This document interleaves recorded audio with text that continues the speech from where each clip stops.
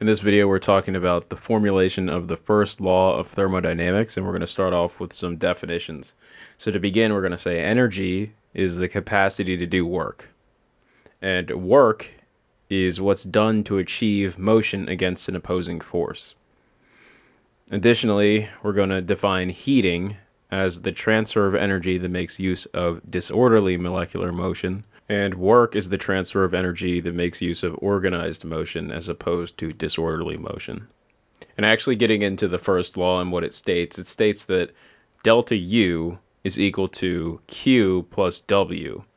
And in English, it says that the internal energy of an isolated system is constant. And we define an isolated system as the part of the world, so whatever we're studying, that has neither mechanical nor thermal contact with its surroundings. Or alternatively, we can state that an isolated system can exchange neither energy nor matter with its surroundings.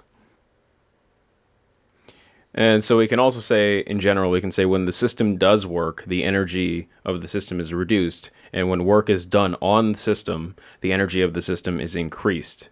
We can also say that energy is transferred as heat when the energy of a system may be changed by means other than work itself, or other than by work itself. So we have this equation here. We have delta U is equal to Q, which is heat, plus W, which is work. And we've spoken briefly about Q and W. So Q is heat, and W refers to work. So what about U, which is the internal energy? We can say that U, the internal energy of the system, is the total kinetic and potential energy of the molecules in the system. And we can say that delta U is equal to the internal energy of the final state minus the internal energy of the initial state.